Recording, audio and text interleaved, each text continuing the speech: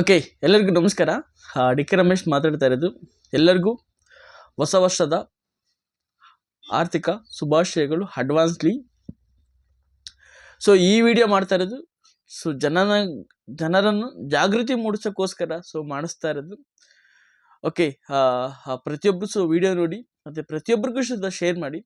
ಹೊಸ ವರ್ಷ ಬರ್ತು ಅಂತ ಓಕೆ, ಇತ್ತೀಚಿನ ಕೆಲವೊಂದು ಸಂಸ್ಥೆಗಳು, ಕೆಲವೊಂದು ಆ್ಯಪ್ಗಳು, ಓಕೆ, ಯಾಕರ್ಸ್ಗಳು, ಓಕೆ, ನಿಮ್ಮ ದುಡ್ಡನ್ನು ಹೊಡೆಯೋದಕ್ಕೋಸ್ಕರ ವಂಚ ಹಾಕಿ ಕುತ್ಕೊಂಡಿದ್ದಾರೆ. ಏನು ಮಾಡೋದು, ಲಿಂಕನ್ನು ಕಳಿಸ್ತಾರೆ. ಓಕೆ, ಹ್ಯಾಪಿ ನ್ಯೂ ಇಯರ್ ಅಂತ ಹೇಳಿ ಲಿಂಕನ್ನು ಕಳಿಸ್ತಾರೆ. ಲಿಂಕನ್ನು ಒತ್ತಿ ಅಂತ ಹೇಳ್ತಾರೆ. ಇದನ್ನು 10 ಜನಕ್ಕೆ ಫಾರ್ವರ್ಡ್ ಮಾಡಿ ಅಂತ ಹೇಳ್ತಾರೆ. ಈ ಲಿಂಕನ್ನು ಒತ್ತೋದ್ರಿಂದ, ಈ 10 ಜನಕ್ಕೆ ಫಾರ್ವರ್ಡ್ ಮಾಡೋದ್ರಿಂದ ನಿಮ್ಮ ಡೇಟಾ ಅವ್ರಿಗೆ ಸಿಗ್ತಾ ಹೋಗುತ್ತೆ. ನಿಮ್ಮಲ್ಲಿರೋ ದುಡ್ಡನ್ನು ಆರಾಮ್ಸೆ ಈಸಿಯಾಗಿ ತೆಗೆದುಕೋಬೋದು.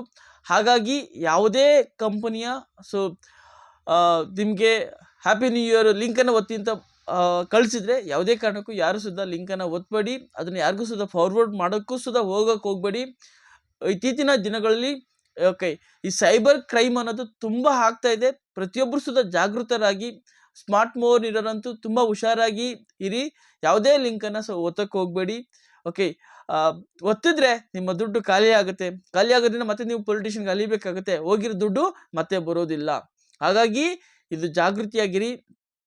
ಜೊತೆಗೆ ಈ ಹೊಸ ವರ್ಷ ಬತ್ತು ಅಂತ ನ್ಯೂ ಇಯರ್ ಪಾರ್ಟಿನ ಬಹಳ ಅದ್ಧೂರಿಯಾಗಿ ಮಾಡಬೇಕಂತ ಅಂದ್ಕೊಳ್ತಾರೆ. ಬಟ್ ಆದರೆ ಓಕೆ, ಒಂದು ಕಿವಿ ಮಾತು ಏನಂದರೆ, ನ್ಯೂ ಇಯರ್ ಪಾರ್ಟಿನ ತುಂಬ ಕೇರ್ಫುಲ್ಲಾಗಿ ಮಾಡಿ. ಯಾಕಂದರೆ ನೀವು ಕುಡಿದ್ಬಿಟ್ಟು ಡ್ರಿಂಕ್ ಆ್ಯಂಡ್ ಡ್ರೈವ್ ಮಾಡೋದ್ರಿಂದ ನಿಮಗೆ ಪೊಲೀಸ್ನವ್ರು ಹಿಡಿತಾರೆ. ಪೊಲೀಸ್ನವ್ರು ಹಿಡಿಯೋದ್ರಿಂದ ಮಿನಿಮಮ್ 10,000 ರೂಪಾಯಿ ದಂಡನ ಹಾಕ್ತಾರೆ. ಓಕೆ, ಹಾಗಾಗಿ ನಿಮ್ಮ ಮನೇಲೇ ಪಾರ್ಟಿ ಮಾಡೋಂಗಿದ್ರೆ ನಿಮ್ಮ ಮನೇಲೇ ಪಾರ್ಟಿ ಮಾಡಿ. ಸಪೋಸ್ ಏನಾದ್ರು ಹೊರಗಡೆ ಹೋಗಿ ಪಾರ್ಟಿ ಮಾಡ್ತೀನಿ ಅಂದರೆ ಡ್ರೈವಿಂಗ್ಗೆ ಬೇರೆ ಒಬ್ಬರನ್ನ ಕರ್ಕೊಂಡೋಗಿ. ಓಕೆ, ನೀವು ಒಬ್ಬರೇ ಹೋಗೋಕ್ಕೆ ಹೋಗ್ಬೇಡಿ. ನಿಮ್ಮ ಜೊತೆಗೆ ಸಪೋರ್ಟಿಂಗ್ಗೆ ಒಬ್ಬರು ಡ್ರೈವಿಂಗ್ ಕರ್ಕೊಂಡೋಗಿ. ಆವಾಗ ಅವ್ರನ್ನ ನಿಮ್ಮ ಸೇಫ್ಟಾಗಿ ಕರ್ಕೊಂಬರ್ತಾರೆ. ಜೊತೆಗೆ ಸೇಫ್ಟಿ ಅನ್ನೋದು ತುಂಬ ಇಂಪಾರ್ಟೆಂಟ್ ಆಗುತ್ತೆ. ಭಾಳಷ್ಟು ಜನ ಕುಡಿದ್ಬಿಟ್ಟು ಡ್ರೈವಿಂಗ್ ಮಾಡೋಕ್ಕೆ ಹೋಗ್ತೀರಾ ಅನ್ಎಕ್ಸ್ಪೆಕ್ಟೆಡ್ ಆಗಿ. ನೀವು ಆಕ್ಸಿಡೆಂಟ್ ಆದರೆ, ನೀವು ಯಾರಿಗೂ ಇನ್ನೊಬ್ಬರಿಗೆ ಗುದ್ದರೆ ಓಕೆ, ನಿಮ್ಮ ಜೀವನಕ್ಕೂ ಪ್ರಾಬ್ಲಮ್ ಆಗುತ್ತೆ. ಈ ಬೇರೆಯವ್ರ ಜೀವಕ್ಕೂ ಪ್ರಾಬ್ಲಮ್ ಆಗುತ್ತೆ. ಯಾಕೆಂದರೆ